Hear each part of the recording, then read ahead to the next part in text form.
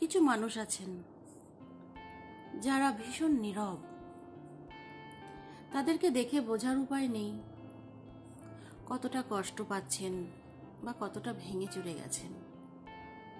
হ্যাঁ, তারা আমাদেরই মধ্যে, হাজার হাজার লক্ষ লক্ষ কোটি কোটি মানুষের ভিড়ে তারাও মিশে আছেন।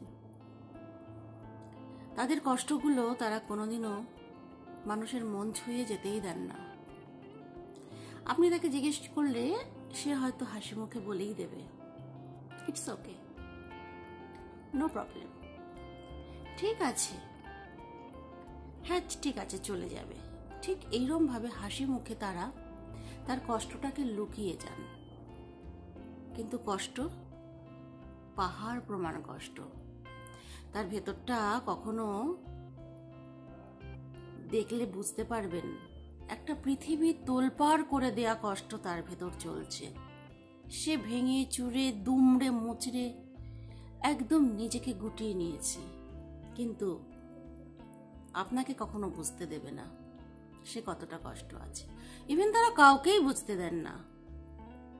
বোধহয় তাদের মায়েরাও তাদের কষ্টটা টের পান না।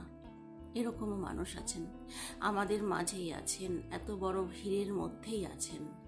তাদের পায়ে পাড়িয়ে দিয়ে চলে গেলেও তারা কখনো আপনাকে চোখ পাকিয়ে বলবে না সরে দাঁড়ান।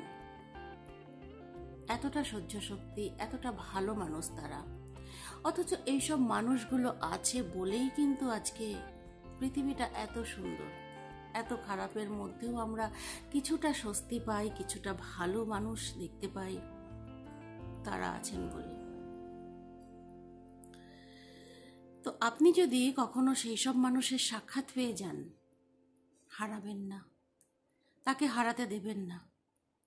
তাকে আঁকড়ে রাখুন, আঁকড়ে ধরে রাখুন, আগলে রাখুন খুব যত্ন করে। মনে রাখবেন ওই মানুষটা আপনার জীবনে ভীষণ মূল্যবান।